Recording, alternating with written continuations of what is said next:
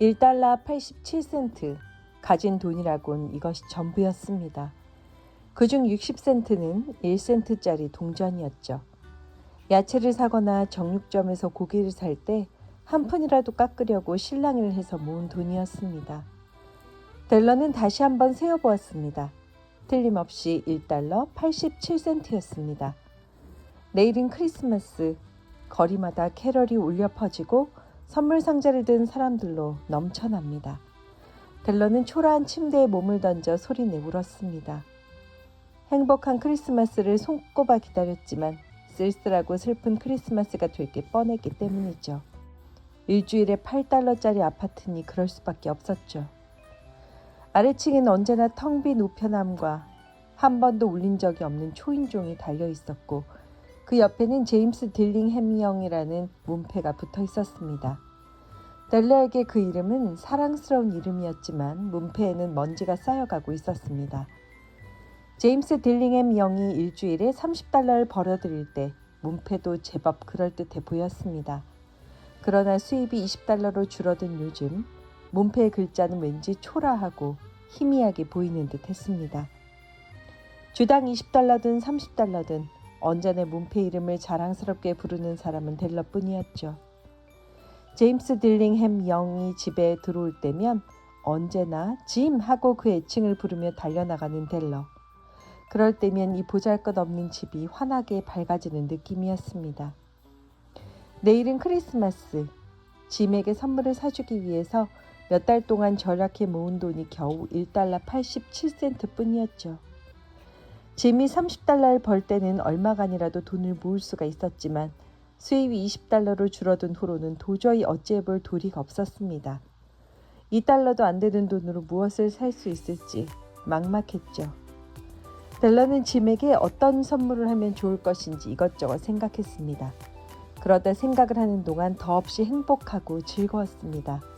훌륭하고 귀할 뿐 아니라 진정한 가치가 있는 것, 적어도 짐이 지닐 만한 가치가 있는 것, 그런 것을 이번 크리스마스에 선물해서 짐이 놀라고 기뻐하는 모습을 보고 싶었습니다. 델러는 창과 창 사이에 있는 아주 좁다란 거울에 자신을 비췄습니다. 뚱뚱한 사람이라면 모르지만 델러처럼 마르고 호리호리한 사람은 그런 좁은 거울에서도 전신을 비출 수가 있었죠. 델러는 거울에 비친 자신의 모습을 물끄러미 보면서 갑자기 창가에서 물러섰습니다. 그녀의 얼굴은 금세 창백해졌습니다. 그리고는 갑자기 머리를 풀어 헤치며 머리카락을 길게 늘어뜨렸습니다. 델러의 머리카락은 갈색 불꽃처럼 은은하게 타오르는 불빛 같았습니다. 제임스 딜링햄 영 부부에게는 이들이 아주 소중하게 또 자랑으로 여겨진 두 가지가 있었는데 하나는 할아버지가 아버지에게, 아버지가 짐에게 물려준 짐의 금시계이고 다른 하나는 델러의 아름답고 긴 갈색 머리카락이었습니다.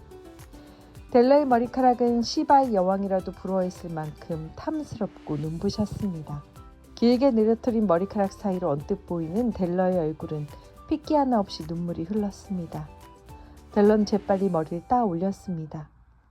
델러가 멈춰선 곳은 마담 소프로니 가발 일체라는 간판이 걸린 가발 가게였습니다. 무슨 일로 왔어요? 저 머리카락을 팔러 왔어요. 그럼 모자를 벗고 보여주셔야죠. $20 드리죠. 잠시 후 $20를 손에 쥐고 밖으로 나온 델러는 이 가게 저 가게를 기웃거렸습니다. 이젠 짐에게 선물할 수 있게 된 것입니다. 가게의 물건들을 바라보는 델러의 눈빛은 기대에 차 있었고 얼굴은 무척이나 밝았습니다. 마침내 델러는 찾아냈습니다. 어느 가게에서도 볼 수 없었던 것이죠. 짐에게 딱 어울릴 것 같은, 그것은 디자인이 산뜻하고 고상한 백금 시계줄이었습니다. 번쩍번쩍 화려하게 빛나지 않으면서도 자신의 품격을 은은하게 드러내는 것. 물건 역시 사람과 마찬가지로 그런 은은한 것이 더욱 값지고 고급스러워 보이는 법이었습니다. 델러의 눈에는 그 시계줄을 찬 짐의 모습이 보였습니다. 훨씬 더 품격 있고 고상한 짐의 모습. 시계줄 가격은 $21. 그녀가 가진 돈과도 딱 맞았습니다. 짐이 가진 고상한 시계에 이 시계줄을 달면 짐은 어디에서건 시계를 꺼내서 자랑스럽게 볼 수 있을 거야.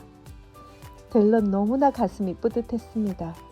그 시계는 정말 훌륭한 것이었지만 낡은 가죽끈이 달려있어서 짐은 시계를 꺼내볼 때마다 얼굴을 붉히곤 했습니다.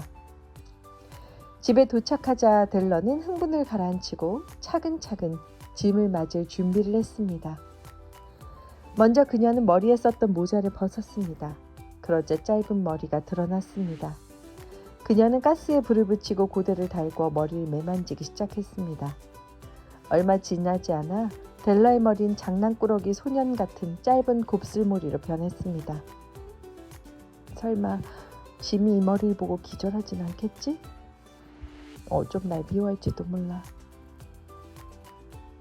델런은 스카프로 머리를 싸맸습니다.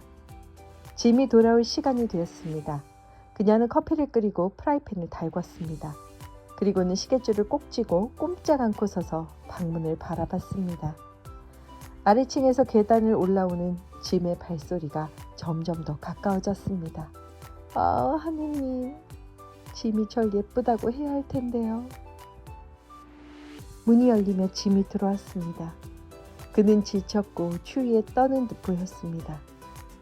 얼마나 힘들었어요, 짐? 짐은 델러를 뚫어지게 바라보았습니다. 델러, 짐, 왜 그런 눈으로 보세요? 뭐 이상한 거라도 있어요? 내일은 크리스마스잖아요. 좀 더 밝은 얼굴로 웃어봐요. 그래, 내일 크리스마스야. 그래서 내가 뭘 준비했는지 아세요? 당신한테 꼭 어울리는 멋진 선물을 준비했어요. 보세요. 아니, 무슨 돈이 있어서 이런 걸 샀어? 다 방법이 있다니까요. 짐, 제발 메리 크리스마스라고 말해줘요. 우리 즐겁게 지내요. 제 선물이 멋지고 근사하다고 한마디만 해줘요. 델러, 머리를 잘랐단 말이요? 네, 머리를 잘라서 팔았어요. 제 모습이 달라지긴 했어도 전 여전히 델러잖아요. 당신은 변함없이 절 사랑하시죠? 정말 머리를 잘랐단 말이요? 팔아버렸어요. 찾아볼 필요도 없어요. 오늘 밤은 크리스마스 이브예요. 부디 저한테 다정하게 말해줘요. 머리 또 기르면 되잖아요? 오해하지 마요, 델러. 당신이 머리를 잘랐다고 당신을 사랑하지 않거나 하는 일은 있을 수가 없어요. 하지만 이걸 보면 내가 왜 당황했는지 이해할 거예요. 짐은 주머니에서 조그만 꾸러미를 꺼내 델러에게 건넸습니다. 그건 머리핀 세트였습니다. 델러가 오래전부터 갖고 싶어 하던 머리핀으로 가장자리에 보석이 박힌 고급스러운 것이었죠. 긴 갈색 머리에 꽂으면 딱 어울릴 만한 헤어핀이었습니다. 고마워요, 짐. 내 머린 빨리 자라니까 곧 머리핀을 꽂을 수 있을 거예요. 참, 그렇지? 이거 시계에 달아보세요. 이젠 하루에 수백 번씩이라도 자신 있게 꺼내서 볼 수 있을 거예요. 그러자 짐은 유쾌한 듯 웃음을 터뜨리며 말했습니다. 우리 당분간 크리스마스 선물을 잘 간직하도록 합시다. 사실 당신 핀을 사기 위해 그 시계를 팔았거든. 그래도 올 크리스마스가 최고로 행복한 것 같소. 그렇지 않소?